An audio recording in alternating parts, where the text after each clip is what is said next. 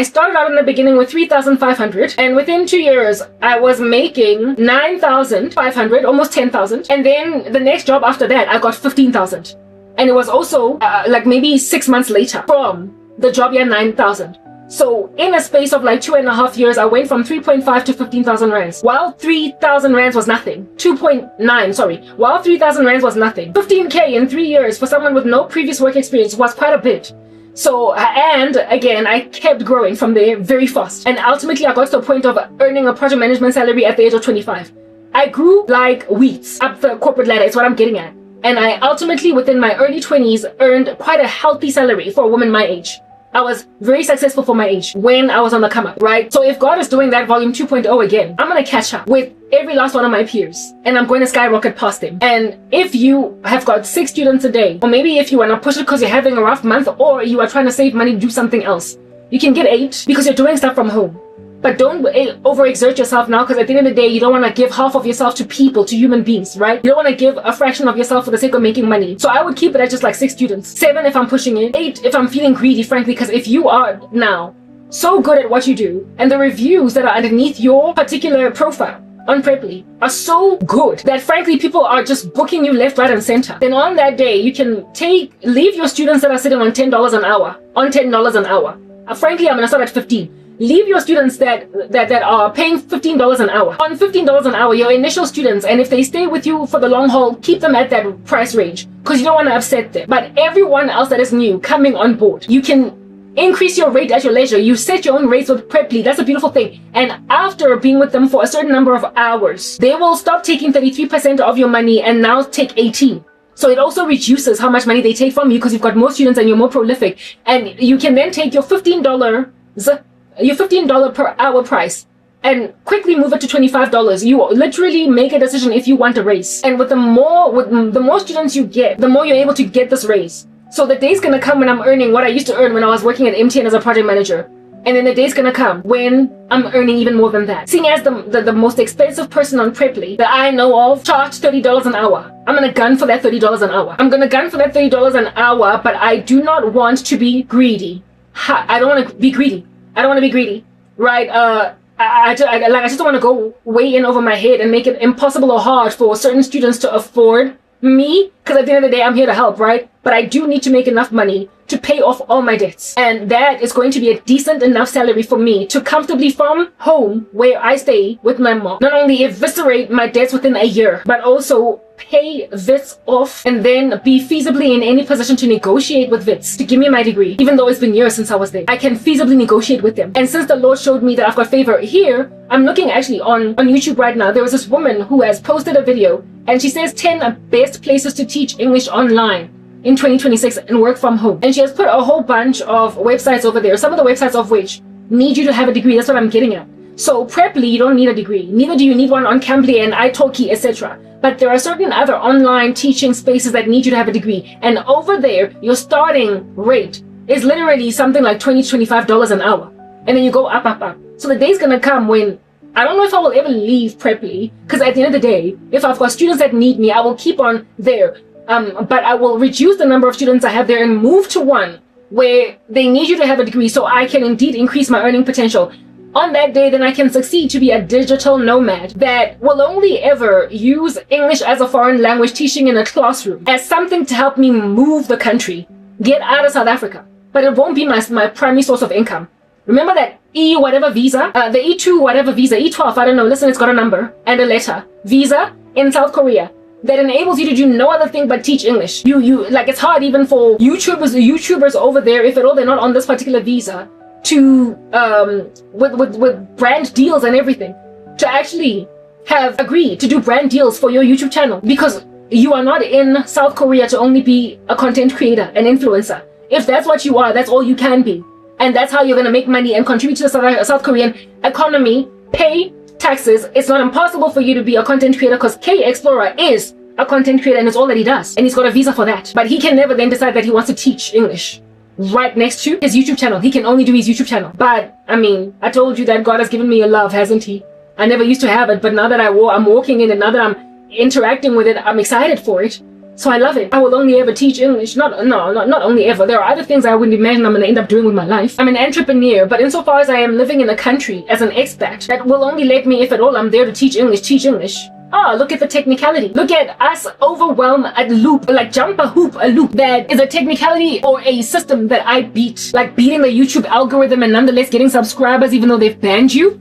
Look at me out here. Beat the system that says that you can't do more than one thing in South Korea. If you're here to teach, it's all that you can do. YouTube channels over there, you can earn ad revenue for your YouTube channel, but you can't do more than that. You can't like do brand deals, work with affiliates, this and the other if you're a teacher, because you like all that stuff requires you to give your banking like listen, I don't even know. I don't know why those people don't just use banking details from their home countries. Why they don't keep their FNB account in South Africa or they send a bank account in South Africa. They've got a tax number in South Africa. They've got a, what do you call this?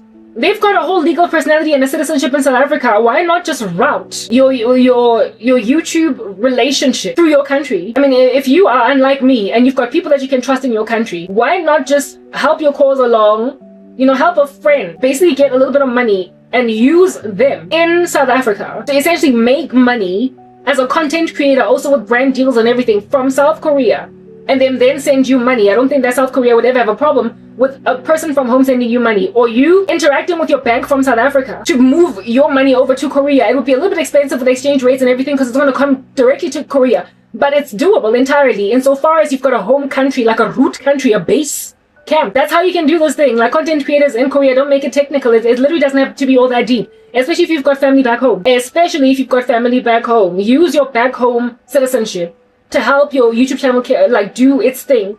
And seeing as content creators that teach English online and all that jazz do have YouTube channels. They can have YouTube channels, but for some strange reason, other things that you can use a YouTube channel to do financially, you can't do that from South Korea. I found this out from some other girl, and now that I'm talking about it, I realize that it doesn't have to be that deep. It just doesn't, okay? It doesn't have to be that deep. You can use your base country, like you can use your standard bank account. Nonetheless, whatever, herein lies the overwhelming of the loop. Herein lies me coming over on the other side with a technical problem, a technicality. If I am teaching English online, that is well within the visa, because the visa says that all you can do in South Korea is teach English. So if I am teaching English online, it's well within spec. It's well within spec. So I will keep all my clients and like be a digital nomad and move with them everywhere I go. I will forever maintain my online income. That, and again, it will forever be in dollars, which is the beautiful thing, right? In Korea, you get paid in won, of course, and the won is not as strong as the dollar. Frankly, nothing but the pound is stronger than the dollar and the euro, at least in comparison to the South African rand. Other countries, maybe it might be different, but I do believe that the Korean won is not as strong as the dollar. So therefore, if you are busy getting paid in dollars on like an online training platform, you will also have far more earning capacity or potential with your online job space that will supplement your Korean lifestyle or your Korean situation that you're doing.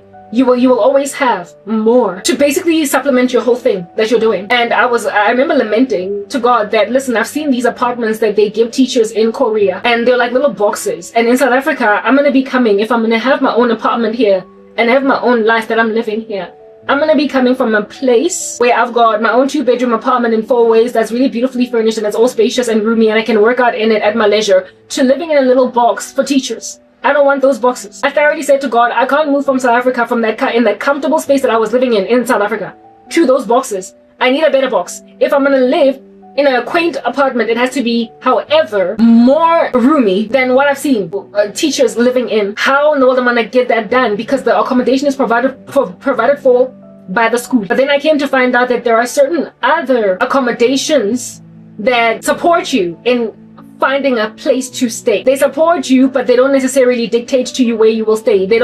It's not preparation, it's not accommodation that is given you by the school, but it is subsidized, or you are given a budget by the school within which to get an apartment. And with this budget, you can then have your own place to stay. So if you end up being assisted to find an apartment in Korea by your school, and this here apartment that you choose is roomier, bigger, maybe 2-bedroomed, or even if it's 1 bedroom, it's roomy enough. You will pay a little bit more than what your school is subsidizing for that apartment. But if you've got your own, or if you're already a digital nomad earning dollars from home, South Africa, on that day you are supplementing your core income with the teaching job in Korea, as opposed to the teaching job in Korea being supplemented with your core income. I say that because at the end of the day, I am not trying to teach English as a foreign language in another country for the reason of gaining experience in this field so that I can become a lingering employee in this field. I am using it to leave South Africa. It's a stepping stone. So therefore, seeing as I am using it to leave South Africa and it's a stepping stone, I want to try and see if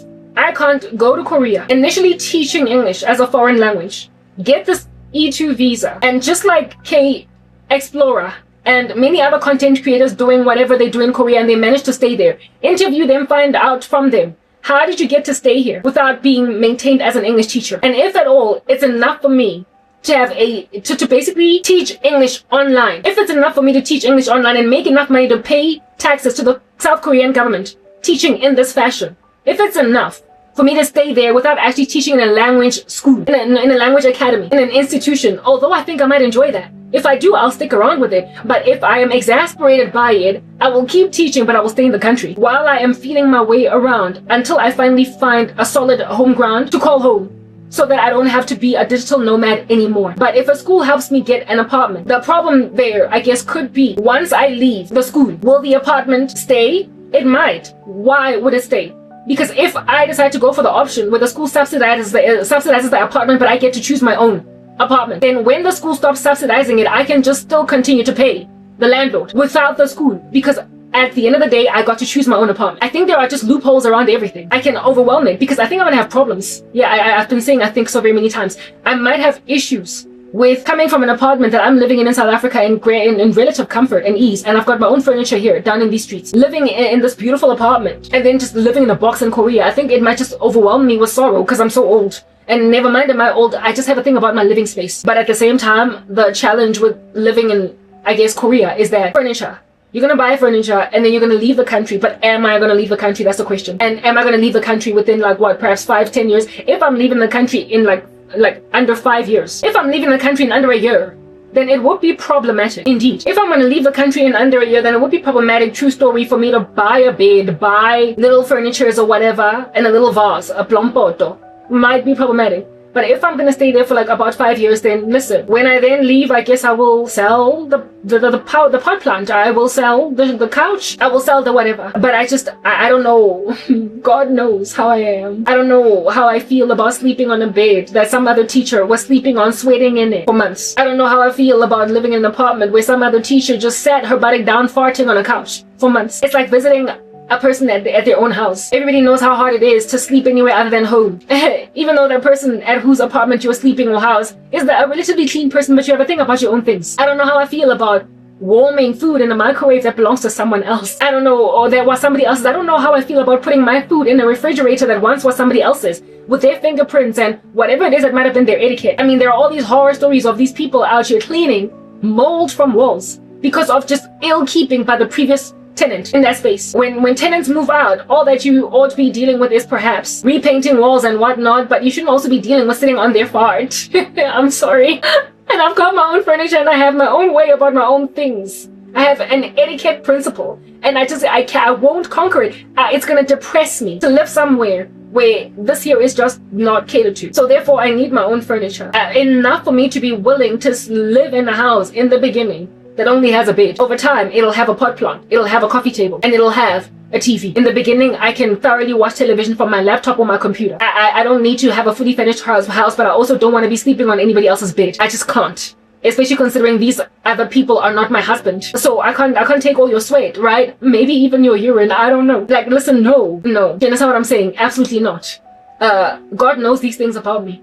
and I took them all to him. I was like, how am I going to live in Korea in an apartment that is not going to make me feel like gagging on the first night? I struggle, Lord. Bed linen, all that jazz. Only way that this here can be feasible is if I have so much money saved up that I can afford, and as soon as I get to the country, to live in the first week in a bed and breakfast or a hotel while I go shopping for my bed. I believe Korean apartments automatically come with a washing machine. In South Africa, they also have new established developments that have that as a thing. I know the what do you call this place? Baldwin Group. Some of the units there are sold with a washing machine and a dryer, right? So that's like a whole thing. A stove is of course like just a generally expected thing. But I'm a baker, and I would love, seeing as I'm going to be living by myself, I'm going to want to bake, right? But I saw in one of the videos that the apartments over there, the smaller ones, they have indeed a place on which to cook, like a hot plate, but there's no oven. And I was like, listen, I can't live in a place that doesn't have an oven. In South Africa, everything has an oven. Every house has an oven, even like a small little skotwenki that you're living in, like that's a new development for like students in university, has an oven. I need an oven because I love to bake. And in Korea, I don't think I can sell my baked goods because I can't do anything else but be an English teacher. But I want to cultivate the craft of baking bakery level type goods to a point where I can sell cinnamon rolls at a farmer's market in some country that I'm going to finally be a resident in. A permanent resident transferred over into, what do you call this thing? Converted over into a whole full-time citizen. That's where I will go to farmers markets in that country, and on Saturday morning, though I've got a thing about the Sabbath, so I feel like I don't want to disrespect the Saturday, maybe Sunday, I don't know, like what, after church? I just want to sell cinnamon rolls once a week, maybe even during the week, since I'm not going to be bound by the 9 to 5 schedule of Monday to Friday, so that I can just see if at all I can succeed to be some kind of a little bakery myself, where I will bake cinnamon rolls just once a week and and sell them to people as yet another source of income. No, not because I'm trying to make money, but because I just really love baking. So I want to be able to monetize it in some fashion. And this here fashion is like my farmer's market idea, and also videos on YouTube, right? I got a whole bunch of ideas. So I'm not going to be able to do that in Korea, but I can do that wherever it is that I'm going to finally become a citizen. I'm going to be able to do that, okay? And I say wherever because I don't want to go to America anymore, but if God is taking me there, he will take me, but I just don't want to go anymore. For a myriad of reasons. Things are falling apart, guys. Like, it is too unstable at the moment, and I feel like it's only going to go from bad to worse unless they make like Nineveh and repent. Okay? So wherever it is that I'm going to be permanently residing, I'm going to be selling cinnamon rolls in that country, in that city, in that farmer's in that city's farmer's market on one day of the week. My buns. Maybe even more than my buns. Maybe I might even make scones. I don't know, but just bake, okay? And I feel as if the ones I have kids, they're really gonna enjoy that. Like just helping me bake and coming with me to the farmer's market and eating dough, like licking the spoon when I'm done stirring up. Like, yeah, I just feel like they're gonna have so much fun with my baking side of the business. Yeah, I don't know. Like, I feel like kids just love it when people bake because it smells so good in the house, and it's just like, whatever. I feel like my kids are gonna love the baking side of me. Anyway, whatever. But we don't know, right? We don't know. We absolutely don't know. We don't have a clue. Let's out here, however, nonetheless maintain an excitement over here. Anyhow. So I don't know how Korea's going to work, but I have thoroughly taken these here issues to God, and he knows. My God knows. The only time that a person in Korea can have legroom to do whatever they want to do, if you can achieve it, if you can dream it, you can achieve it, is if they become a citizen. And the only way to become a citizen in Korea is to marry a Korean. And I don't really have hope concerning that, right? So I can't just be, I can't be whatever I want to be there. I can't. The nation has got very tight immigration laws. Frankly, much of Asia does. So you don't just get to become a citizen over there. But yeah, all these things I can't do over there. My dream apartment, I can't get over there. I can't, listen, I found out the other day that, Korea. That's why I don't want to teach in the schools. I already don't like using public bathrooms. But I found out that in their public toilets, some buildings over there, when you use the bathroom be it number 1 or number 2, you have to take the toilet paper and throw it in a bin, as opposed to flush it. And I think it's so gross. I don't know how I'm gonna get around that, other than refuse to pee and poop anywhere other than where I stay. Though their facilities are really high-end and excellent, at the end of the day, apparently, their plumbing in certain buildings, the water pressure there is so low that if you flush the toilet paper, things get clogged. So you have to take your period, like your urine, your poop, your period already, you do put a pad inside a bin that is allocated for you.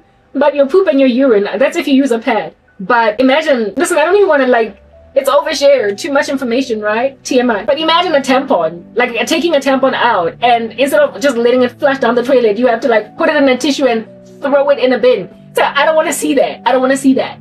That's Korea. But it's not enough to make you stay away from the country at all. Sometimes there's no toilet paper in the bathrooms. You have to like ask for it at like reception or whatever. But these are not big enough problems or issues for you to now like avoid a country altogether. However, it was an interesting fact, right? It was also an interesting fact to learn that fruits and vegetables there are crazy expensive. All very interesting facts. But if fruits and vegetables are that pricey, but I'm earning a decent salary, yeah, it's gonna be a little bit of a pinch coming from South Africa. Just spend a copious, like just a violent amount of money just for like some apples. But if money ain't a thing, I guess ain't no need to complain, right? That you're buying fruit for a crazy amount of money. Just be grateful that God gave you the ability to be able to buy expensive fruit. Because for years you had no money, okay? Just be grateful and stop lamenting. Don't grumble. Just don't grumble. Like, be grateful. Anyway, yeah. But how is anything ever gonna get there? And at what point am I gonna go to Japan and then China? Or China and then Japan? Listen, I don't want to be all over the show, but if that's where God is taking me, then that's where I will go. How am I ever going to get entry into, in particular, first country of mention is Korea? How am I going to get there? I have to get my degree. How am I going to get my degree? I have to first get to the point where I've paid Wits every cent I owe them, and then see if I can knock on their door and ask them, listen, we need to talk. I want my degree. I've gone through hell for a minute. I studied with you, and you can see that I studied with you for a minute. You have got power to change whatever you want to change on the system. Students should always have an ability to come back to you and ask for their transcripts. So I'm pretty sure that my stuff is on the system. You can't have flushed it. I exist. Please, can I come back and finish my last remaining module? If you don't want me to come back, it's okay. I'll study the remaining module at UNISA. But you need to give me my degree because I will have done most of my stuff through you. However, just let me come for 6 months and take business stats and leave. Because at the end of the day, I just want my basic undergraduate. After that, I will then go on right ahead to do what I want to do with all of my education. I've come to learn what I want to do finally after all these years. In order for me to do it, I need a degree. Give it to me, please. I've paid you back and I'm willing to pay you for the remaining course that you might give me my degree. And I guess let's celebrate because then I'll graduate at all these ages, at this 40 age, at all this age of 40 something that I am. I missed a bunch of 21-year-olds. It's okay. I'll throw my hat in the sky with some 21-year-olds. Then let me go to Korea afterwards because I gotta leave the country. Of course, I won't say it in so many words, but I am going to negotiate with Vince. And according to the Lord, he told me favor, favor, favor. So if the Lord told me favor, favor, favor, likely what he's saying is that you're gonna go to Vince, you're gonna knock on the door, and they're gonna give you favor. Well, it's going to be gazed upon as, listen, where you been all this time, and why have you owed us all this money? But they're probably gonna just let you take your degree, baby, because after all, did you not finish it? Did you not study it all? You literally studied it all. You can't let all this money go down the drain. I feel as if though while they might have rules and be pedantic, because COVID, if you don't finish your degree within a certain amount of years, they just start you from scratch, or they delete it, they expunge it, if you will, like a record for a criminal. But they gotta keep the transcripts online because apparently, if you've studied even up to second year, according to some spaces, that's enough for you to be viable for a job. So they can't get rid of my academic transcript because of the fact that I didn't finish my degree. They can only do a fake expunging, but even then, that's something that a system administrator can overrule. And since the Lord showed me that I'm going to gain favor, it means that Wits will either let me finish my last course under the BCom or just give me the BA. But whatever they do, I have to get my degree. I have to get my degree because I can't go to South Korea without it. And if God has shown me that I'm going to South Korea, it must mean that he has already gone before where Wits is concerned. But I can't do anything with Wits unless I pay them off. Not that I was trying to leave them without paying them. I was going to pay off all my debts, but I thought that I would have to fight Wits almost like in a court for my degree because of what in the world happened at the time of even what happened. But according to the Lord, it's going to be a gentleman's agreement that is going to award me favor. Because why are you so unreasonable as to deny me my degree when I have studied it all the way to the end? Why? Why would you deny it to me? I did the time and I paid the fees. Give me my degree. At this point, I owe interest. I'm likely on the credit bureau, but all I need to do is just pay Wits back. And after paying them back, I can negotiate. So out of all the places that I owe a cool million, well, I don't owe a million. Listen, I don't owe that much debt, but I am on the credit bureau. I have made a decision that the first place I'm going to pay. I've made a decision that the first place I'm going to pay back is Wits University so that I can negotiate to get my degree, and then everything else I'm going to pay after that. So first Wits and then FNB. Yeah, I think so. FNB.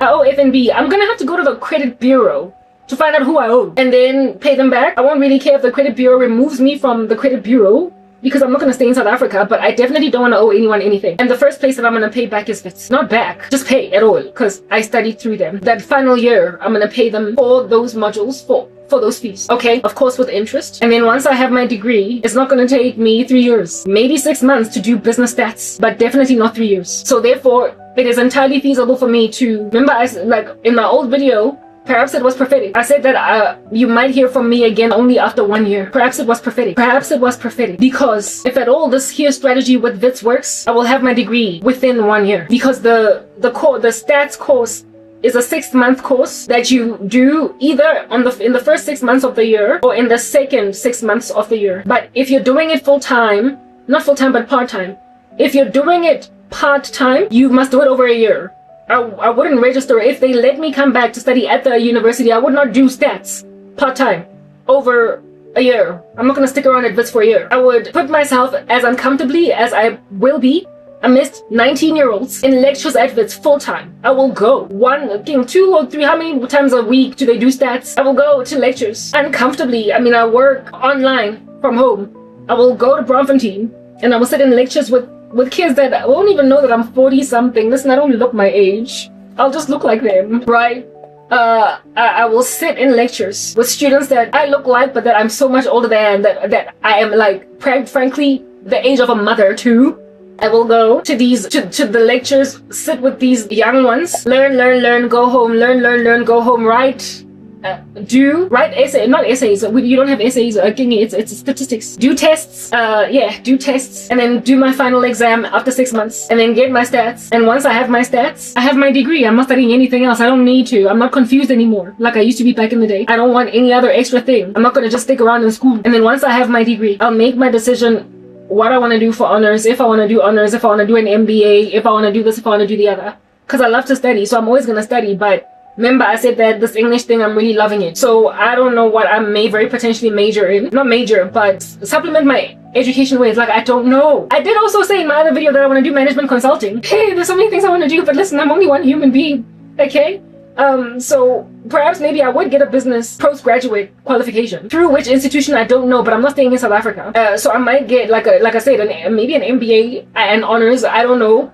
I might use some other school with my WITS degree to try and apply for like a master's level program, or not masters, but hey, there's some countries that don't have honors, but they do have masters, right? At another university in another country where I will attend full-time. I don't know, because full-time studies is not really full-time now, are they? When you're like a digital nomad.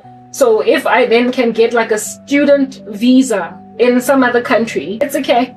Because as a student, I will always be a working student. Like, I will never ever be truly full-time, even if I am full-time. Like, going on campuses and actually studying, I will never ever be truly full-time, because I will always make money through teaching English online. And of course, hopefully, God will give me grace to have a YouTube channel that is monetized, because I will have escaped this crazy monster at YouTube. So that's going to pay my fees and enable me to attend lectures and get my master's through a university in another country, where I don't know which country. I can't tell you. It obviously has to be in a country that teaches in English, because listen, we're not trying to be experimental with any other language, so it would have to be like the US or the UK. Where else do they teach in English? I don't want to come back to South Africa. I don't want to come back to South Africa. Where else do they teach? Where else are there universities that teach in English? Australia? Yeah, anywhere other than South Africa, I'll go and do my postgraduate. I will, of course, whatever it takes to qualify for it, whatever little examinations for entry I must do, I will do them. But in terms of the whole English thing, I really love this thing. I just don't know how to factor it in, given that I also want to do management consulting. I also want to consult. I also want to be a consultant in this capacity, help businesses fix their lives that are on the precipice of death, because I'm good at stuff like that. But at the same time, I love English. But with English, I feel like that's always going to be a YouTube channel. Whereas things like helping businesses fix their lives. How in the world do I even get clients when I don't even have too much of a track record on my CV? Doesn't matter. I'm excellent. I'll find a way to have a management consulting firm. And even then, for what country, I don't know. Hey, for what country, I don't know. Like, what nation does not want a really excellent fixer for companies that are falling apart? What country? Like, listen, you all are going to want me, don't you? France? Hey, do you not want me over there, UK? Don't you want me over there, Portugal? I mean, do you not need some businesses that need resuscitation or what? I'm good at stuff like that. And if you take me, because I speak English, you can't lose. Anyway, if you take me, even though I don't speak Portuguese, you ain't gonna lose. You ain't gonna lose. No, you're not gonna. I'm good at everything I do. Anyway, whatever. That's like a whole dream, and I don't know if it's ever gonna come to pass. But God knows that I want to have a management consulting firm. I don't know how in the world that's even gonna happen, but I want one because I want to help. I just want the world to fix their own economies, and I feel like I'm really good at helping businesses thrive and so therefore contribute to a nation's economy. I feel like I'm really good at that. Anyway, whatever. Listen, I'm good. Okay, people don't want to believe me. It's fine. But the first step is to go to WITS and get my degree. So how does all this factor in? How does it work? Evidently, with me first teaching English online from here at home, build my following, get my rave reviews, and have enough money to have my own apartment finally, live by myself, take out my furniture from my uncle's garage, use whichever of it is salvageable and buy myself new stuff if I need it, and live in South Africa for 1 more year and then leave. Not so much to teach English in South Korea, but it's the only way I'm getting in. I will continue to do what I am doing, what I do in South Africa, in Korea, and that's why I'm going to end up with an apartment that is better than that of teachers in Korea. Because while I will be teaching, because it's the only way I can stay in the country, I will, however, be making a whole chunk of my own money, Also, all these people that I listened to who went to Korea, some of them were asked, how much money must you save up in order to live in Korea? And then this one American chick was like, I saved up $20,000, and this other one was like, I saved this, I saved that. And I was like, why would you want to save all that money in order for you to move to Korea? To do what then when you get there? They were not students. They were not teaching English. However, they had saved up a whole chunk of money and Korea let them go there. To do what? And the one chick was there for so many years and she wasn't an English teacher. So essentially, maybe I don't even have to go into Korea via teaching English. But listen, I won my degree. I have to. Do I? God showed me soul, but did he show me teaching? I don't know. But I feel like I'm gonna teach. I want to.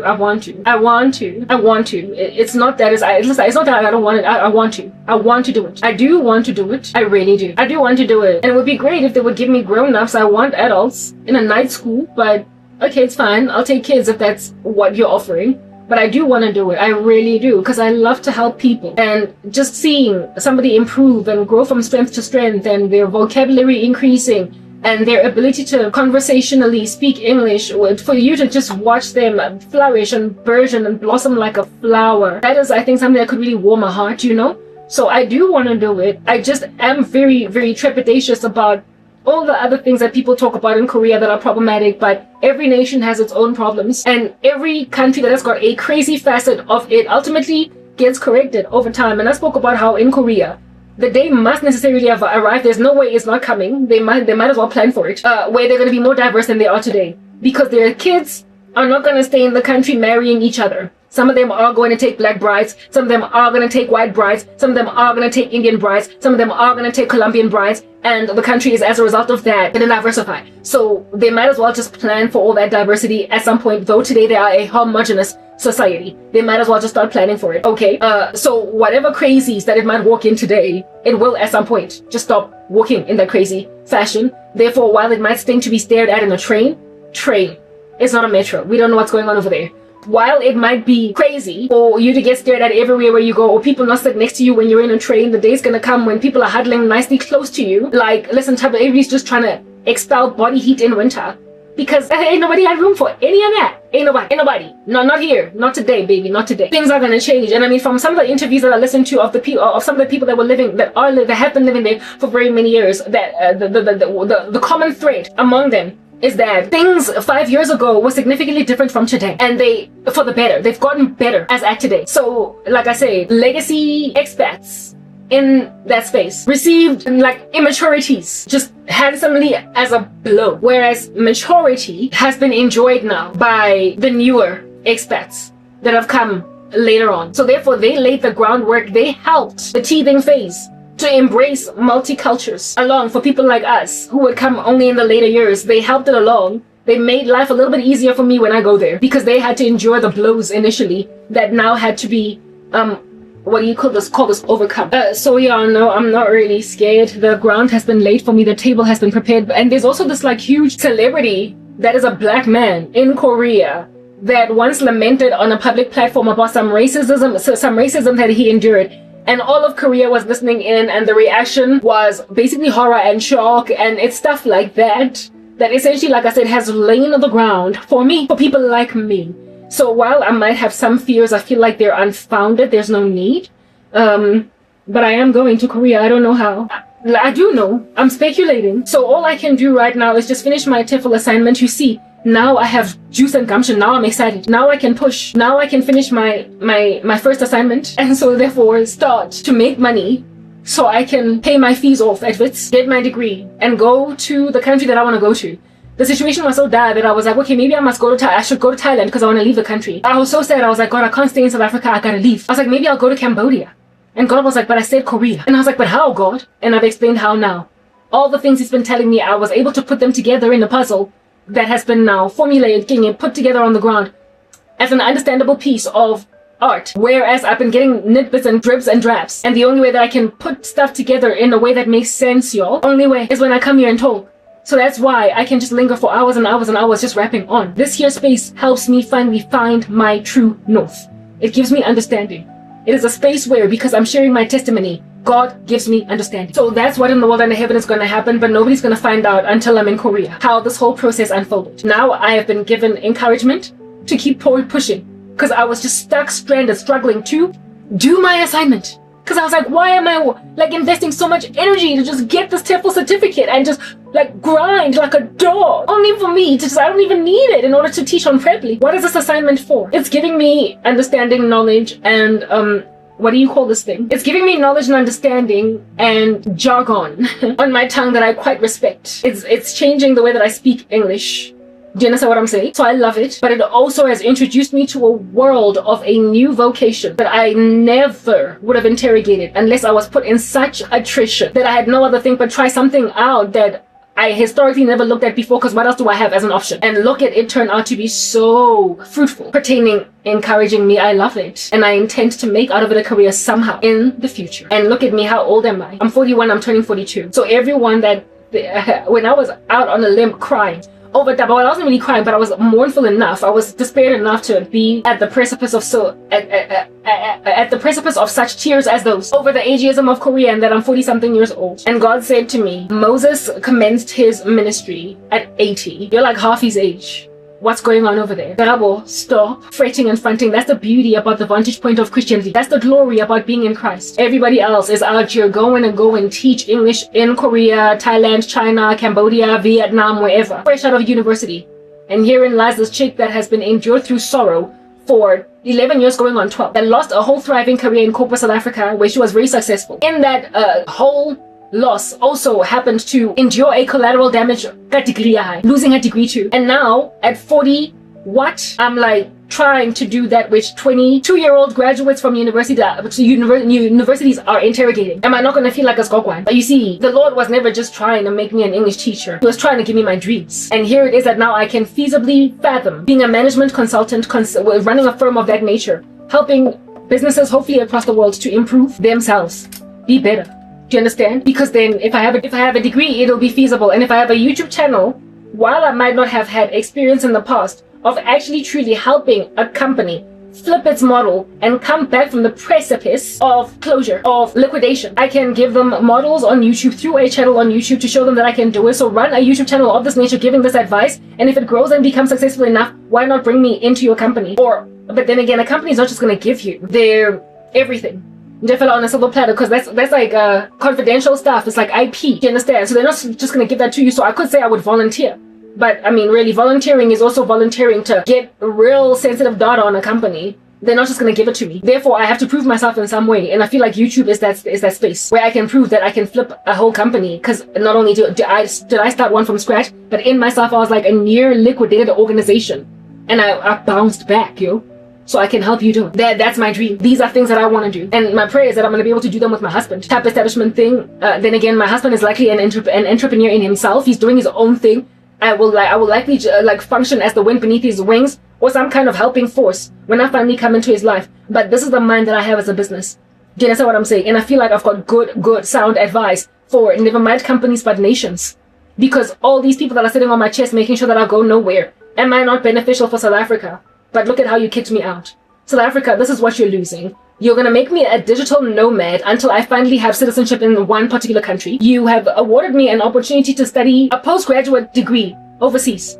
I don't know in what country, but I'm gonna try to do some kind of master's level qualification in another country, because I cannot do it in South Africa. No other reason but the fact that I can't do it here. I'm leaving the country, okay?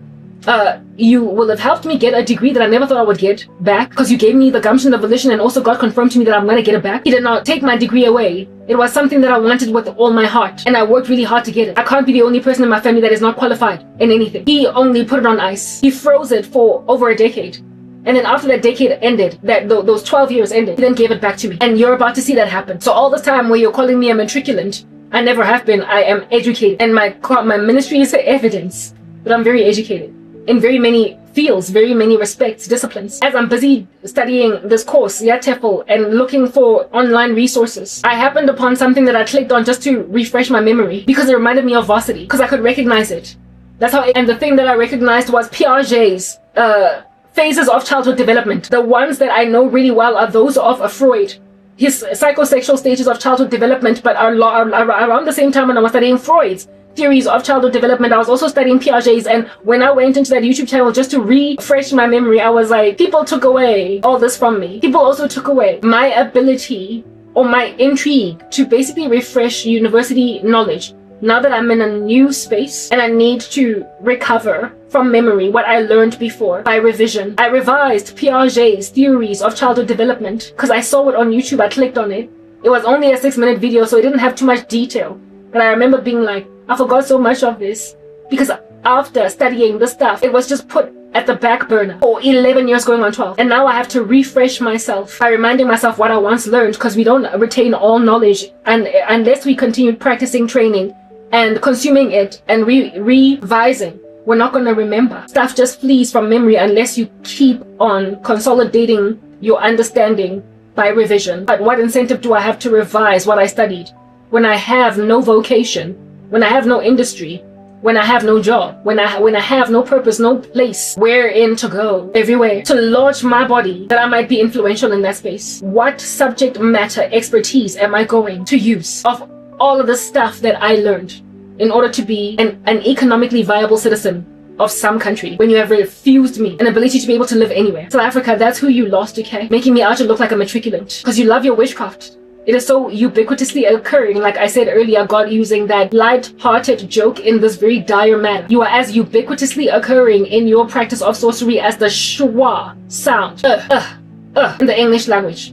like umbrella. Yeah, you are as ubiquitously occurring as that in your practice of sorcery. When you're that defeatist and when you're that demonic, where all you do is steal, kill, and destroy, you will steal from your own citizens, you will kill them, and you will destroy their futures. And if at all you can't even love a South African, what are you going to do with a Ghanaian, a Nigerian? What are you going to do with a Mozambican, a Namibian? What are you going to do with a Congolese? You can't even make friends out of other African countries because you're so xenophobic. But why are you xenophobic? Why are you so xenophobic? South Africa. Okay, so I have some compassion on you. These foreigners, they have indeed gotten some of your jobs, and that is problematic. But can we discuss why they have your jobs? You're not willing to work like they do. I have studied with African foreigners, and it was the Tinashes from Zimbabwe that always slayed us in economics and computer science, because we just didn't study long enough in the libraries, not because we didn't have the capacity to study, but because we were lazy. I have attended lectures with the Congolese. Like I had a best buddy guy that was Congolese, and work ethic at work and work ethic at school unmatched with any of my South African contemporaries. I have been in conversations with South Africans, and upon saying something like, I don't mind marrying a man from Senegal because they're also tall and beautiful, they already said to me, aren't you xenophobic? Why would you want to marry a Senegalese? Couldn't see why I would ever find anyone other than from South Africa, in Africa, attractive, because they thoroughly can't see beauty in other foreign nationals, in other nationalities, in other parts of Africa. So why are they getting your jobs? Humility. Work ethic goes a long way. And what is the word that I'm looking for? Not competitiveness, but competence. Competence is the reason why, even though it takes a little bit longer and a lot more for them to land a work permit, a visa, to a work permit in the country. Once they have it, they're indispensable. Once they work here, they're indispensable. IT professionals who are coders, developers that I worked with when I was working in corporate South Africa, that were not from South Africa, that were from Ghana, Congo, etc. They were so much better at providing decent, usable feedback to me as a project manager who was just dumb in this thing that they were talking about. They were a lot more respectful, a lot more honest, and a lot more, their delivery was a lot more on the ball. Essentially, they did not blow steam up my buttock and so telling me how a thing is going because I did not really understand the inner workings of the system that they were building. They blew a lot less steam up my buttock, and so therefore when they gave a deadline, they actually met it because they gave me estimates that were realistic based on what they imagined they were going to do. But South Africans that I was working with in the same projects just told me what I wanted to hear. When is this going to be ready? Give me 2 weeks. And in 2 weeks, they are out here causing me to do a change document, an addendum, some kind of an augmentation, if you will, on the timelines, and having to now go back to project sponsors and project owners and ask them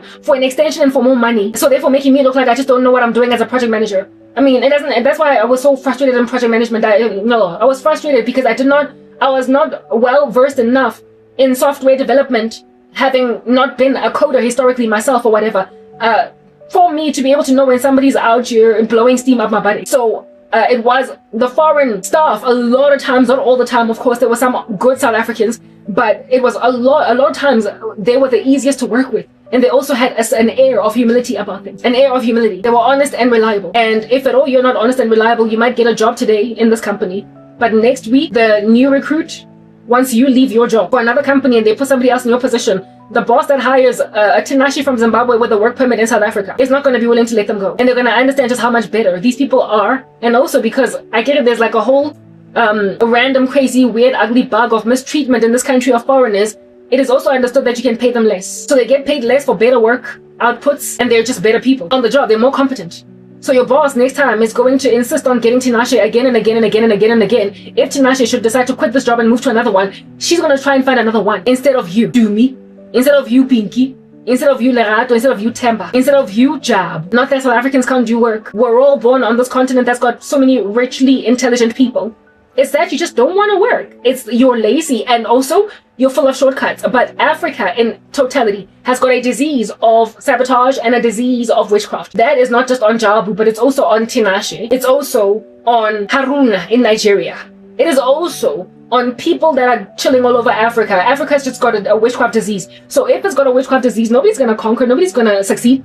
This year, very excellent Tinashe from Zimbabwe can't go back to his country and fix it, because who's going to fix Zimbabwe when everybody is still a witch over there? That's why I'm leaving Africa as a continent and not just so much South Africa alone as a country. La loya.